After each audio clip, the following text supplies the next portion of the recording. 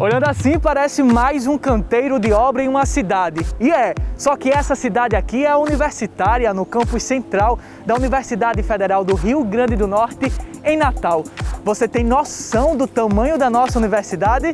Então aperte o cinto, pois você vai fazer uma viagem.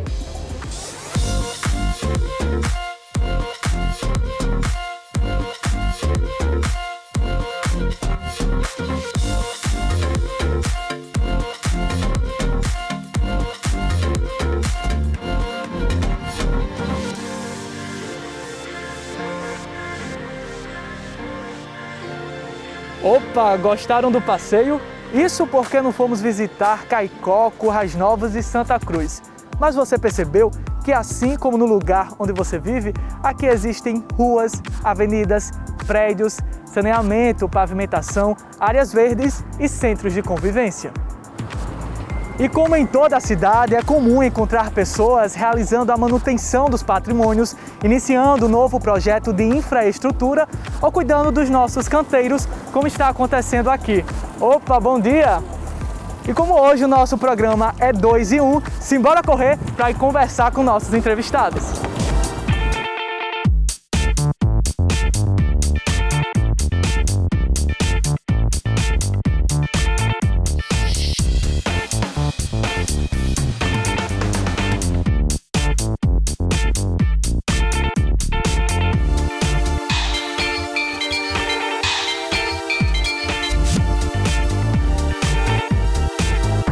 E eu não mostrei toda a infraestrutura da UFRN à toa, né? É porque a gente vai conversar agora com o superintendente de infraestrutura da universidade, o professor Luiz Pedro, meu xará. Tudo bom, professor? Prazer, Pedro. Muito obrigado pela oportunidade e parabéns por esse programa, que é mais uma forma inteligente da universidade se comunicar com a sociedade. É um prazer e uma honra participar. Assisti todos até agora. Gostou? Muito. Bacana. Seja muito bem-vindo ao programa. E como o senhor já acompanhou, tem percebido que as nossas entrevistas, elas costumam ser com as pró-reitorias, que são órgãos auxiliares que prestam apoio ali à direção superior. E a partir de hoje a gente começa as entrevistas com as superintendências, no caso a infra, né, como é chamada, a Superintendência de Infraestrutura, que são órgãos que prestam apoio técnico-operacional às atividades finalísticas da universidade, né? Se eu estiver errado, pode me corrigir. E eu queria que o senhor apresentasse, então, para quem está nos assistindo, qual é a missão da infra e também qual é o apoio que ela dá a toda a universidade. Bem, a Superintendência de Infraestrutura, nós estamos diretamente subordinados à reitoria e o nosso desafio é propor e gerenciar todas as atividades de infraestrutura da universidade. Logicamente que tem um conjunto de atividades que estão sob nossa responsabilidade, que são estratégicas para as atividades finalísticas da universidade. Por exemplo? Por exemplo, energia elétrica. A universidade não funciona sem energia elétrica, sem água, enfim. Nós vamos ter a oportunidade de conversar um pouco e mostrar para vocês o nível de abrangência da nossa superintendência com a universidade como um todo. Eu estou falando de, no campus central, cerca de 189 edificações e na universidade como um todo, 384. Então é um belo desafio de cuidar desse condomínio. Condomínio bastante populoso, hein, professor? E eu acredito que o senhor pode especificar essas atividades falando das diretorias. O senhor pode especificar porque elas em conjunto formam a infra, né? Nós temos 4 diretorias, Pedro. Sim. A diretoria de projeto, que coordena o planejamento urbanístico dos espaços físicos e também orienta a elaboração de todos os projetos de arquitetura e de engenharia. Ela também coordena as ações relacionadas a licenciamento urbanístico e acessibilidade. Participa também de pareceres técnicos, de comissões de recebimento de obra, porque para você construir um prédio novo, ampliar ou reformar qualquer prédio, você inicia por essa discussão da diretoria de projetos com os futuros usuários, onde serão elaborados projetos, encaminhados para uma coordenadoria nossa de orçamento projeto básico, que vai elaborar um orçamento detalhado daquela demanda, encaminha para uma outra coordenadoria que trata das aquisições, que prepara todo o processo licitatório para encaminhar para a PROAD. Após isso aí, então serão licitadas, contratadas. Aí entra a nossa diretoria de obras, que é responsável por toda a fiscalização dessas obras, reformas e ampliações, para que as empresas contratadas realizem exatamente o que foi projetado. Então, a qualidade de uma obra, de uma reforma, de uma ampliação, passa necessariamente por bons projetos, um orçamento bem feito, detalhado e uma boa fiscalização.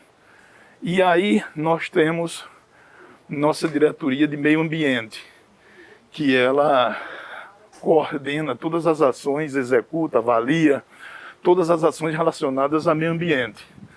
Então, ela cuida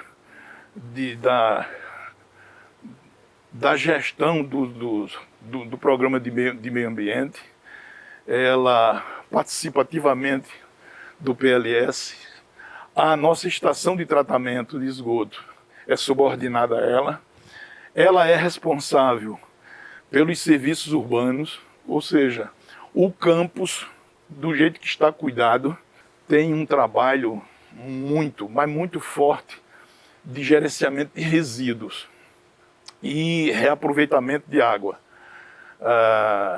Você tem uma ideia, nós tratamos e reutilizamos cerca de 300 metros cúbicos de água por dia. Isso, para quem não é da área, para ficar mais fácil de entender, você imagine 300 caixas d'água de 1.000 litros de uma residência, o que é normal aí, sim, serem tratadas, avaliadas essa água para ser reutilizada, principalmente no complexo poliesportivo e em alguns jardins. A gente tem uma parceria também no descarte de resíduos descartáveis, recicláveis, com as cooperativas dos catadores, atendendo ao decreto 5.940 de 2006. A gente também tem uma ação muito forte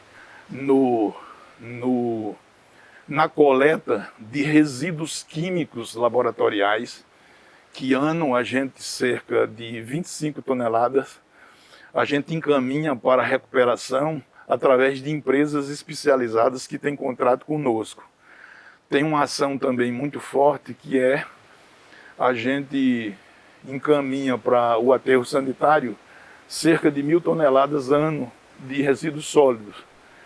E a gente também tem cerca de 1.000 metros cúbicos de reaproveitamento de podas, de capinagem, enfim.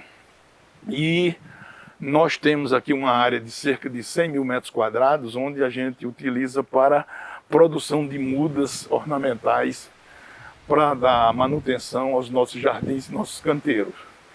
E nós temos uma coordenadoria nova que foi criada agora em 2019, na gestão do professor Daniel, que é a nossa coordenadoria de gestão dos nossos sistemas elétricos. E aí a gente vem desenvolvendo um conjunto de ações a partir da avaliação de contratos com a COSERN, eficiência no uso, modernização dos sistemas, e nós temos a nossa diretoria de manutenção, que carinhosamente eu chamo o nosso pronto-socorro, aqui na Superintendência de Infraestrutura, porque atende às mais diversas demandas que você possa imaginar. E só para dar uma ideia rápida, antes da pandemia, os 2 anos antes da pandemia, a gente tinha em média cerca de 8.500 solicitações de manutenção por ano. Na pandemia, o ano passado e esse ano caminha também para essa realidade, nós temos 3.500 demandas. Mas para falar melhor e com mais propriedade de uma série de desafios em termos de manutenção, eu vou convidar o nosso engenheiro Evaldo Cabral, que é o nosso diretor de manutenção, e que eu chamo ele o cirurgião geral, porque atende todas as demandas e tem um conhecimento enorme de todas essas demandas e desafios da universidade. Excelente. O Evaldo, então, é aquele ali que está de camisa roxa. Vou pedir para o nosso cinegrafista mostrar, porque estamos chegando agora no canteiro, né, que é um espaço de responsabilidade da Infra. Então, enquanto o professor dá uma respirada depois de falar sobre todo o trabalho da Superintendência de Infraestrutura, nos encaminhamos agora até Evaldo. Como o professor já convidou, a gente vai falar agora com Evaldo, que é o diretor de manutenção aqui da Superintendência de Infraestrutura. Seja bem-vindo, Evaldo, ao Por Dentro do Campus. Muito obrigado. Evaldo tem muita coisa para contar. Está há quanto tempo aqui trabalhando, Evaldo, na UFRN? Olha, nós começamos aqui em agosto de 74, mas na diretoria de manutenção nós chegamos no mandato do professor reitor Ivanildo Rego, quando da fusão do ETA, Escritório Técnico Administrativo, e PCU, Prefeitura do Campus Universitário, que existia um não entendimento com relação a quem fazer e o que fazer com relação ao serviço de manutenção. Por quê? Porque o ETA tinha uma equipe de manutenção e a Prefeitura também tinha uma equipe de manutenção. Então, com essa fusão, que foi aí que foi criada a DIMAN, foi definido isso. A partir de então, com a Superintendência de Infraestrutura, mais a criação da DIMAN, a partir de então não houve mais problema com relação a quem fazer e o que fazer. Então foi resolvido isso. Então, dessa data para cá, estou até hoje. De 74 a 2021 é muito tempo. 47, completa dia 8 de agosto. Olha aí, o professor 47 anos. É engenheiro, é bom de matemática, conseguiu aí fazer o cálculo fácil, mas aí então só acompanhou muitas mudanças, né, nesse período. Olha, eu cheguei aqui e a gente viu praticamente nascer. Tinha poucos prédios, em construção tinha o restaurante universitário, tinha a capela, tinha as piscinas, tinha o setor de aula 1, tinha o NEI, que hoje era creche, que hoje é NEI, e deve ter ficado algum que eu não lembro por enquanto. Sim, residência universitária estava em construção. E como tem sido administrar todas essas atividades em meio à pandemia, né? Porque a gente consegue perceber aqui uma boa administração do campus universitário, tudo muito bonito, limpo, os canteiros organizados. E aí a gente sabe que, além de manter a necessidade do isolamento social em virtude da pandemia da Covid-19, também teve os cortes no orçamento. Então isso de alguma forma impactou, Evaldo, na quantidade de servidores terceirizados que trabalham na infraestrutura Sim, da universidade? Mas ocorre o seguinte, que mesmo com a pandemia, os serviços não paralisaram. Continua, e a prova é que até o professor Luiz Pedro citou uma cifra que a gente está com 3.000 e poucas solicitações em pandemia, que a gente entende que está parado muita coisa, mas a gente continua normalmente trabalhando. Um desafio constante, né? Não para nunca. A gente até porque o professor Luiz Pedro falou ali de uma coisa que é importantíssima. Olha, se faltar energia aqui, é um caos. Então a gente não pode deixar que falte. Água, a mesma coisa. Então, quer dizer, são primordiais, é vida para o campus. Se não tiver isso aí, pode dizer que parou. E são atividades que não podem serem realizadas à distância, né? Tem que ser feita de forma presencialmente. Tem que ser ao vivo, tem que ser ao vivo. Teve alguma coisa, professor Luiz Pedro, que conseguiu ser adaptada para o home office para manter esse distanciamento recomendado? Tem sim, Pedro. Tem uma série de atividades que estão sobre nossa responsabilidade, que tem sido desenvolvido através de atividade remota, como elaboração de projetos, pareceres, enfim. E se faz também um misto, né? Quando a equipe técnica precisa fazer uma visita em loco, ele faz, e o relatório ele faz de forma remota. Sim. Agora, conforme o Evaldo falou, o desafio nosso é sempre fazer mais com menos, em função de limitações orçamentárias, que não é um problema só da UFRN, é de todas as universidades do Brasil. Mas, enfim, a gente tenta procurar atender a todos da melhor maneira possível. E há tanto tempo aqui, Evaldo, o senhor conseguiu acompanhar muitas mudanças e melhorias, né? O senhor poderia apresentar para a gente quais são elas, citar alguns exemplos? Recentemente houveram várias melhorias muito importantes. A gente começa com equipamentos comprados novos, como está ali um trabalhando, e vários outros. A gente fala também da subestação de 69, uma aquisição fantástica, porque anteriormente eram 2 medições, entravam no campus, hoje só existe uma central, tinha queda de energia quase muito constante. Hoje em dia acabou esse problema. Nós temos uma rede de esgoto nova, temos uma rede de água nova, temos o recapeamento asfáltico de todo o anel viário, e eu acredito que tem outras coisas que eu não lembro agora, mas eu acho que isso que eu disse é muito fundamental. Sim, além dos prédios novos que foram construídos recentemente, através da superintendência e do professor Luiz.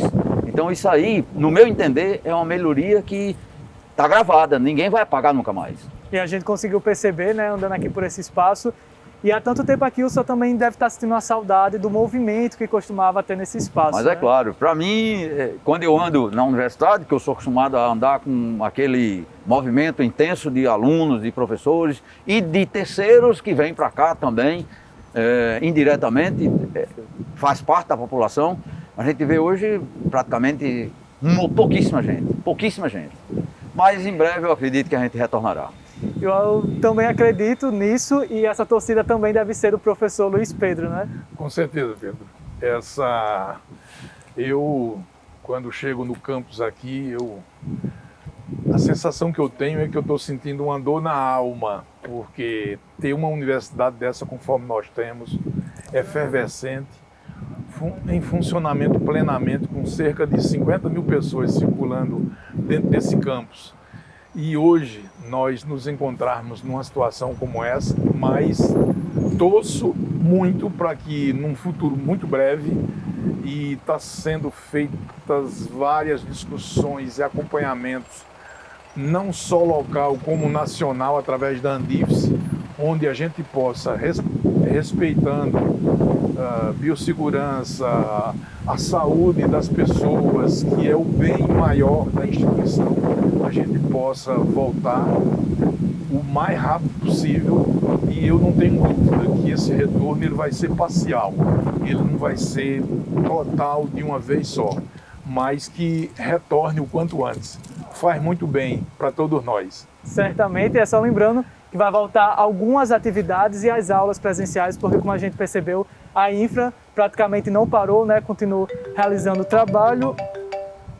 E meu telefone está tocando agora, eu vou pedir desculpa aos senhores. É a nossa próxima entrevistada que a gente vai conversar agora. Eu agradeço pela participação do professor Luiz Pedro. Obrigado, Evaldo, aqui no primeiro do campo. Foi um prazer. Igualmente. Conte e com até a gente. a próxima. Conta viu? com a gente. Valeu.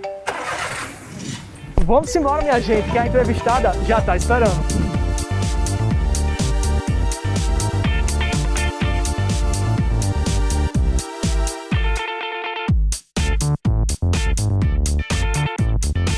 Oi, professora Apuena, já tô aqui, viu?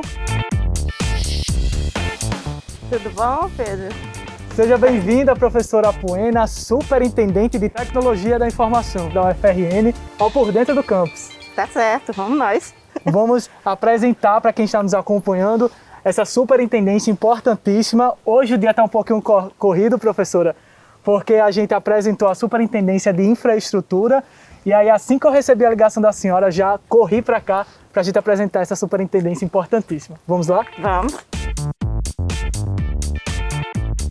Professora, a gente vai começar fazendo a pergunta de praxe que sempre tem no PDC. Qual é a missão da chamada STI? A Superintendência de Tecnologia, né, da Informação, ela é um órgão ligado direto à reitoria, né, com o objetivo de dar suporte, né, às unidades, tanto na parte de sistemas, né, desenvolvimento de sistemas e manutenção desses sistemas, quanto na própria infraestrutura de redes, né, da universidade. E esse nome, ele é novo, né? A superintendência é antiga, Mas teve uma atualização, já mudou de nome 3 vezes, né? Essa superintendência, quais foram? A gente tinha o núcleo de processamento de dados, né? Depois foi para a Superintendência de Informática e agora a Superintendência de Tecnologia da Informação. Na verdade, mês que vem nós vamos fazer 22 anos. Parabéns, viu, antemão, a gente já adianta. E nesses 22 anos, né, a evolução, né, do nome foi meio que próprio da atualidade da própria tecnologia. Então, logo assim que se criaram, era um núcleo realmente para processar os dados, né, que tinha na informação.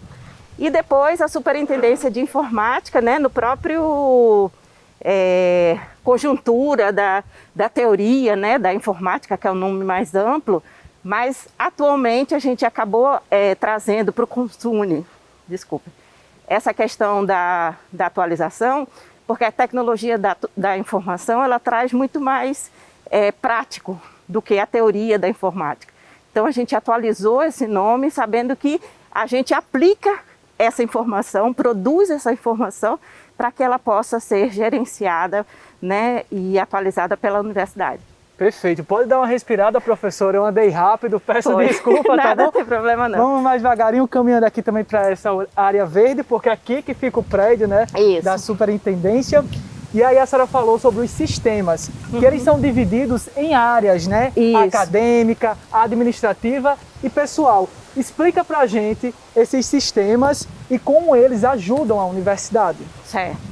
O sistema, né, eu acho que assim, o maior dos nossos sistemas é o sistema acadêmico. Sim. Ele vai desde do ensino infantil até a pós-graduação, incluindo várias pró-reitorias. A Prograde, a parte de pesquisa, né, a PPG, a PROAI, né, da assistência estudantil, a biblioteca. Então, o nosso maior sistema é o SIGA, tanto que a nossa maior equipe se dedica a ele.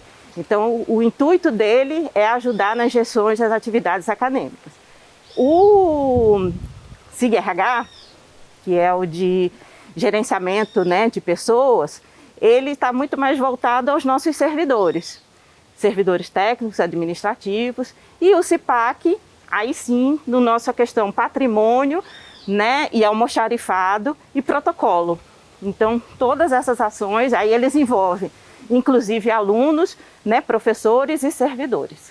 O SIGA é um exemplo disso, né? Foi desenvolvido aqui na instituição e eu tenho assim, muito orgulho em dizer que faço parte de uma instituição que desenvolveu um sistema que é referência para o Brasil, né, professora? É a chamada cooperação técnica, que eu queria que a senhora explicasse, porque o sistema é utilizado não só em outras universidades, mas também em outros órgãos, né? Isso.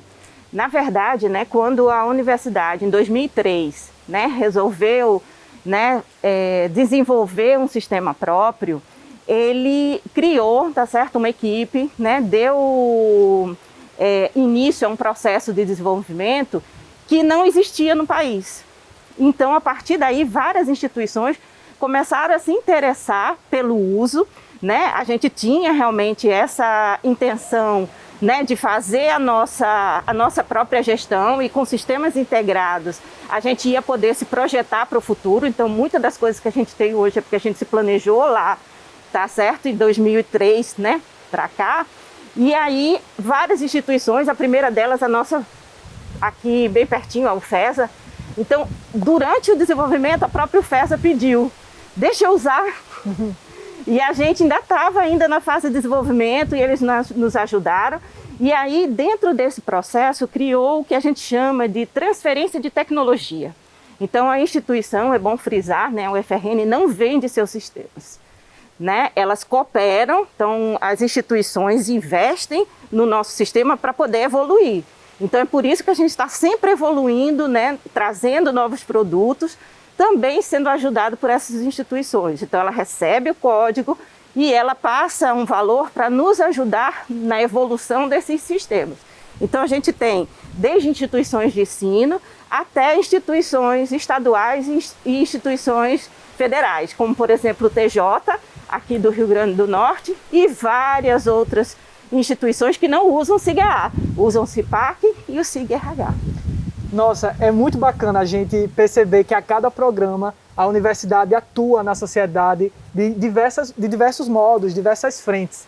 E aí, a senhora falou sobre o futuro, né? A universidade se preparou para o futuro e a pandemia lançou luz, deixou em evidência a necessidade da tecnologia, né? Para as aulas, para o trabalho. Como foi essa atuação em meio à pandemia? Eu acho que para vocês não foi assim um problema muito grande, visto que vocês já estão acostumados, né, com esse meio. Isso, o núcleo mesmo, né, que trabalha aqui, essa adaptação foi um pouquinho complicada logo no início, porque nós fomos pegos de surpresa, né? Sim, claro. Mas nós já vínhamos nos planejando para poder, porque o prédio é pequeno, né? Nós temos aí circulando em torno de 150 pessoas, né? E a gente já via uma outra maneira de trabalhar remotamente. Então a gente já trabalha com alguns sistemas para poder nos ajudar no controle de tarefas, de metas. Então toda vez que alguém abre uma tarefa ou pede um chamado, isso é registrado e depois a gente tem um aprendizado com relação a um erro que aconteceu, ou uma melhoria. Então a gente já estava se acostumando, né, com esse trabalho. O que, na verdade, né, a gente trouxe foi porque a universidade precisou de várias coisas que a gente não tinha de imediato. Por exemplo?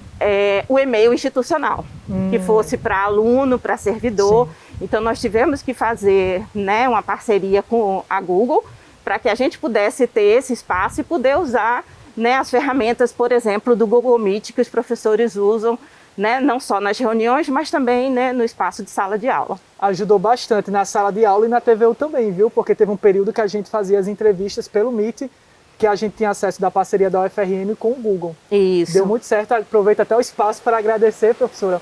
E quem não conhece o prédio da Superintendência de Tecnologia da Informática é próximo à biblioteca, né, professora? Isso, aqui atrás do CCET, né, e do lado do Departamento, né, de Informática e Matemática Aplicada, né, e aqui é onde a gente não só armazena os nossos dados, né, nosso data center está armazenado aqui, então a gente faz desde ações que o tempo todo, né, verificando se a gente tem algum tipo de invasão, né, na área de segurança, qualquer coisa que a gente é acionado diretamente, né, no nosso celular, em casa, para que a gente precise fazer alguma manutenção ou precisa, né, resolver alguma coisa. Mas se não, todos praticamente estão trabalhando das suas casas, com exceção do grupo de conectividade, que é aquele que dá suporte presencialmente, né, nas unidades, para ver o cabo, né, para poder ver a conexão sem fio, que em alguns lugares não estão funcionando.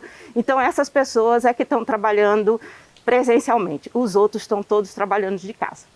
Em alerta sempre, né, professora? Sempre. Porque aí a tecnologia realmente às vezes é usada de forma indevida. Então a gente tem falado muito sobre ataque de hackers. Isso. E a universidade pode ser uma vítima disso, mas pelo que a senhora tem apresentado, ela não está vulnerável a essa situação. Que bom, né? Porque há diversos estudos, pesquisas, dados importantes. E a senhora falando sobre a equipe, né, para encerrarmos, eu queria saber sobre o futuro. Avaliando hoje, a senhora acha que esse atual método de trabalho vai permanecer ou vai voltar aquelas atividades presenciais com todo mundo, as cerca de 150 pessoas aí nesse prédio? Como eu falei para você, né, a gente já vinha fazendo esse planejamento anterior, né, de como poder trabalhar de forma remota. Isso já é uma tendência mundial na área de informática, né? Então a gente já tem, né, pessoas que trabalham em outros países, mas trabalham em home office. Então a gente já vinha com essa tendência. A preocupação que nós temos é principalmente para as pessoas que não conseguiram se adaptar a esse formato.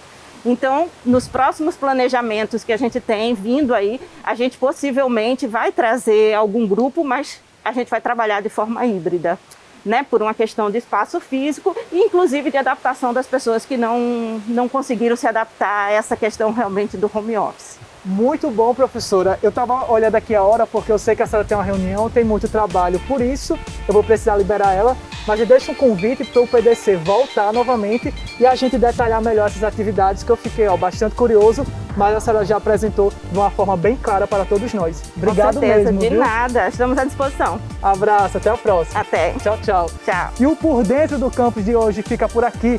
Nos encontramos na próxima quinta-feira, a partir das 8 horas da noite, aqui na tela da TV Universitária. Até lá!